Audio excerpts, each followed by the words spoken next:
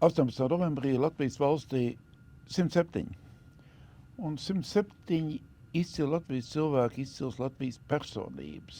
Man mēģina atbildēt uz jautājumu, kas tev ir Latvija? Ko tev nozīmē Latvija? Šodien šo jautājumu atbild šī gada pašnozīmīgākās Latvijas Zemnieku savienības kotiņi, valdes priekšsēdētājs Aldis Ločmels. Kotiņi atrodās pašā Latvijas malā, Upītē, Rekavas pagastā, Šķilbēnu pagastā. Un tā ir viena no pagātākām, viena izcilākām, eksportēt spējīgākām zemnieku saimniecībām. Izstāst, ko tev nozīmē Latvija, ko tev nozīmē no Upītes skatpunkta un no izcila ražotāja skatpunkta? Ko nozīmē? Tas skats ir vērsts no austrumiem uz rietumiem. Jā, tas tāds pašā malā stāvot, tas skats ir pietiekuši labs skatīt visu Latviju no malas un visu Eiropu skatīt. Jā. Tas patiesībā vis tālākais punkts Eiropas Savienībā. Jā, tas ir Eiropas Savienības, mēs pirmie ieraugam rīta saulē Eiropā. Jā. Labi. Jā, tas tāds. Un pēc tam jums tāds izvirzījums, ka tu vari aizbraukt vēl tur uz to pašu galā. Tas tālākais, pie Igaunijas robežas, teiksim, kas ir. Bet ko nozīmē? Nozīmē to, ka es esmu dzimis strādājis un tad, kad piegriežas viss, jau gribas kaut ko citur, aizbrauc ekskursiju uz citu valsti kaut kur, un pirmās 2-3 stundas, piemēram, Austrijas kalnos, kad brauc, tu gribētu dzīvot visās vietās. Un tad vakarā jau gribas atkal mājās. Tik daudz man tā Latvija nozīmē, ka man pietiek tos 5-6 stundu kaut kur citur, un atkal gribas visu gadu dzīvot Latvijā, šeit strādāt un dzīvot. Tātad tik daudz man Latvija nozīmē. Izstāst man, kas ir kotiņi? Kotiņi ir zemnieku saimniecība, ar ko Aldis Ločmelis, tas esmu es, atbild pret banku, pret valsti ar pēdējo teikanu un zekiem. Nav sija vai kaut kas tam līdz, bet zemnieku saimniecība forma. Tad viss, kas mums ir, tas arī ir zemnieku saimniecībai vai bankai. Un pārstrādājam mēs savus izaudzētos graudaugus, gan ražojam sēklu, gan pārtikas, grūbiņas, manna, miltus, griķus, visu kaut ko tādu vēl pārstrādājam. Un arī popularizējam to produktu gatavošanu un ēšanu Rekavas zirnavās. Sieva Vija, kas visu to gatavo un aicina ciemos ekskursijas. Un arī ir tas, ka kotiņi skatās uz to, lai būtu tas produkts vietējais izaudzēs tepat mūsu laukos, pārstrādāts un tātad līdz ģimenes galdam. No kotiņa laukiem līdz ģimenes galdam, teiksim tā. Tu Latvijā ienes tādu virzību lietot olbaltumiem bagātu pākšaugu. Tā es varētu izteikties. Jo mums līdz tam šīs kultūras praktiski nebija, un līdz ar tevi ienāca iekšā, piemēram, pupa, zirnis. Tik skaļi varbūt es neteiktu, bet tas, kad mēs viņas lobītas pupas pārdodam, un ir tādi produkti kā pupučiem grauzdētas pupiņas, kuras iet arī Latvijas armijā. Tagad tās tiek audzētas mūsu laukos, tiek lobītas un pārdotas. Mēs esam skatījušies uz to, kad tās pupas, ko mēs izaudzējam, tā nav galīgi lobbarība. To pārdodot uz Arābu valstīm, tur viņi cilvēki lieto uzturā to. Mēs tikai tādi skatāmies uz kaut ko citu. Jā, bet jebkurā gadījumā visi zemeslodi pāriet vairāk uz augu valsts olbaltumu produktu. Un jebkurā gadījumā tas ir, jūs esat absolūti līderi šeit Latvijā. Neteiksim, ka līderi, bet mēs esam tie, kas kužinam to un stāstam cilvēkiem, ka viņus var izmantot tos pašus dzeltenos zirņus, kas pie mums ir audzējami, var sagatavot ļoti labu humusu, proteīna avotu, teiksim, ļoti garšīgu, ar vietēju rapšu eļļu, ar kiplociņu, un nebūs nekas sliktāks, kā būs turku zirņi likt iekšā pēc oriģinālās receptes. Tāpat arī ar pupām, kad viņas var izmantot gan cept pupu kotletes un zirņu kotletes, to, ko vija dzirnavās rekavā gatavoja, kad mēs varam pārtikt arī no augu valsts proteīniem. Izstāst man, ka tu atrodies pašā Latvijas malā, un tomēr mēs visi redzam, ka mainās šī demografiskā situācija, ka aizvien mazāk Latvijas laukos paliek cilvēki. Kā tu atrisini to, kad pie tevis strādā, pie tevis grib strādāt, pie tevis vēl kāds cilvēki, lai strādātu kotiņos?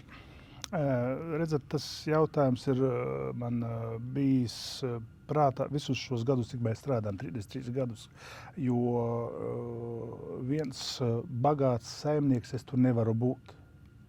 Jā, tur ir jābūt apkārt cilvēkiem, lai gan pirktu maizi, lai būtu cilvēki, kas vienu produktu ņem salmus, tur sienu, vēl kaut ko, lai būtu apkārt cilvēki, lai būtu skolā bērni un viss pārējais. Un te ir arī tas, kad apsaimniekojot to platību, kas mums tagad ir, mēs cenšamies nodrošināt visu gadu vairāk nekā 50 strādājošiem darbu. Visu gadu. Tātad mēs maļam, tīram, lasam akmeņus un nav viegli cilvēkiem pastāstīt to, kad mums tas, kas brauc labi uz traktora, jā, ziemā tomēr vajadzēs laikam paskatīties un kaut ko paremontēt mājās, jā, tur piegriezt pāris dēļus, saimniecībā kaut ko pielabot, jā, kad nesauksim mēs kaut kādu speciālistu, jā, bet paši mēģināsim kužināt, lai mēs varētu saņemt algu.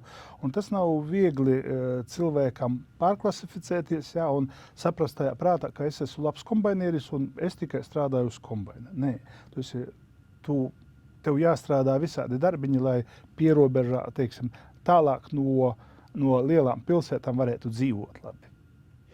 Tas arī ir saimniecībai, ka mēs cenšamies darīt visu kaut ko, gatavot sēklu visu gadu, jā, pārtikas produktus, audzēt visu, kužināties savā sulā. Par upīti kā par Latgales kultūras centru. Tu to lielā mērā sponsorē. Nē. Ne? Nē. Tur strādā Andris Slišāns un viņš tiek galā tāpat kā kotiņos lauksaimniecība ir bez citām nozarēm netiek piesubsidēta, teiksim, jā, tas, kas no Eiropas naudām ir, tas ir, bet citās nozarēs mums nav. Mums nav autotransports vai kaut kas, kas subsidē lauksaimniecību. Tā arī Andris kultūras vidē dzīvo pats no sevis Andris Slišāns, teiksim. Viņš tur tiek galā ar ģimeni un ir ļoti labi. Mēs neko nepieliekam klāt. Vienīgais tas, ka dzīvojot cilvēki, jā, var piedalīties tajā vairāk cilvēku, ja ir strādājuši, tad ir arī bērni, kad var piedalīties pasākumos, kultūras un tādā ziņā. Jā. Bet, piemēram, muižu, man liekas, tu esi nolēmis atjaunot. Es domāju, Rekavas muiža, fantastiska muiža, pašā Latvijas malā, ar milzīgu kultūru vēsturisku bagāžu, īpaši poļu kultūru vēsturisku bagāžu. Redzat, kā ir mums saimniecībai pieder 3 īpašumi, kas ir kultūra vēsturiski nozīmīgi. Duļbavas dzirnavas, kas ir sakoptas un ceļa malā uz Baltinavu, jā. Akmensēka, Rekavas dzirnavas, kas strādā, jā, pilnā sparā, kur iekšā ir kafēnīca un maizes ceptuve un degustācijas un paēst sestdienās mēs varam, un arī sporta zāle, trenažieru zāle, ne sporta zāle, bet trenažieru zāle, jā. Un tāpat arī Škilbēnu muiža, kas tika iegādāta, lai, teiksim, varbūt nākotnē skatoties uz to, lai cilvēkiem, kas strādā, atkal būtu tas pats darbs brīvajā laikā no sezonas, jo mums šeit lauksaimniecībā jāskatās, ka ir Latvija ir maza, bet ir 4 reģioni, un katrs reģions ir atšķirīgs. Jā, mums ir 21 dienu vismaz īsāka vegetācijas periods nekā Liepājā.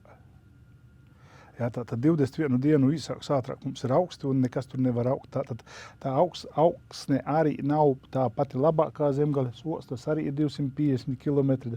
Tāpēc arī tas dod, kad skatoties no, ko es arī teicu, kad skatoties no austrumiem uz rietumiem, redzam, kā strādā, bet mēs to nevaram izdarīt. Mums jādara kaut kas vēl cits papildus klāt. Un tas ir tas, kad mēs saprotam, ka mums, lai apsaimniekotu to daudzumu, ir vajadzīgi cilvēki. Tātad ir vajadzīgas darba vietas. Veči var braukt uz traktoriem, sievietes var strādāt ceptuvē, tur kaut ko šiverēt, pieņemt viesus, kas atbrauks paskatīties pierobežu, kā saule aust. Varbūt mūsu pasakas kaut kā piepildīsies sapņi. Izstāst man, kas būtu jādara, lai visi Latgali strādā tā kā kotiņi? Es nevaru tev atbildēt, vai visi Latgali, visi Latvija strādā tā kā kotiņi. Jūs esat absolūts piemērs Latvijai.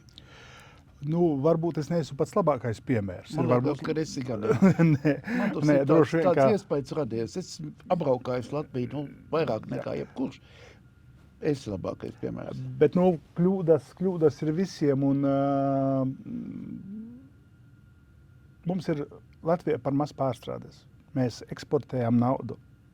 Mēs to, ko no zemes paņemam, tos kviešus, ja, mēs sakraujam kuģi un aizvedam prom. Mēs reāli eksportējam naudu un pēc tam atvedam nezināmas izcelsmes, teiksim, ja, zemes kvalitātes, tās pašas grūbiņas no citām valstīm, ja, arī no trešajām pasaules valstīm, kur izcelsme vispār nezināma un kādi augu aizsardzības līdzekļi tur ir likti virsū un kas. Un saprotam arī to, ka es nevaru izaudzēt, saražot tās grūbiņas par 30 centiem, tas, kas ir atvests no Kazahstanas, teiksim, ja. Bet es nezinu arī, kas tur ir likts un kur viņi ir stāvējuši. Par to grūbiņu, ko es ražoju saimniecībā, es varu no katra lauka pateikt. Un šogad bija tik slapjš gads, ka mēs neiesējam nevienu 7 hektārus miežu iesējam, bet tie 7 hektāri nav domāti priekš ražošanas, tas tikai sēklē bija, ja? Vajadzēja iesēt 200. Un tas slapjais laiks bija tas, kad nevarējām, un mums ir tie iekrājumi no iepriekšējā gada. Un to, ko es teicu, ka te ir jāskatās katrs reģions atsevišķi, kurā reģionā ir jāaudzē kvieši, jā, un jānodod dzirnavniekam vai jāeksportē. Bet maksimāli daudz ir jāpārstrādā. To ļoti labi tagad, kad ir Latrapsim proteīna pārstrādes rūpnīca. Ja, lēniet, un valstī tie tādi nozīmīgie projekti, kas būtu jābūt, teiksim, prioritātei pārstrādei. Kooperācijā, pārstrāde mūsu reģionā, to, ko mēs arī gribam iesākt, tas ir zālāju sēšana. Nu, es nezinu, vai labākais būs, ka mēs apstādīsim visus ar mežiem, tās zemītes, kas tagad paliek. Nezinu, vai tas būs labākais. Bet, teiksim, ja mēs varētu audzēt zālāju sēklas lielās platībās, jo konkurence lauksaimniecībā ir nežēlīga. Ir lielas valstis, lieli darba platumi, zemes cenas. Visi grib ēst lētu maizi pasaulē. Labi, tavs vēlējums Latvijai? Skatīties, ko dara rietumi un pieņemt pareizus lēmumus. Jo vāroties mēs savā sulā tikai kaut ko, tos jautājumus vai tās, neteiksim, ka problēmas, tās sasāpējušās jautājumus mēs noslēpjam kaut kur apakšā zem kaut kādiem uzrakstiem un kaļiem saukļiem, bet neskatāmies, kā attīstās vispār pasaulē. Un mums nav strateģiskā plāna vispār, kā mums attīstīties.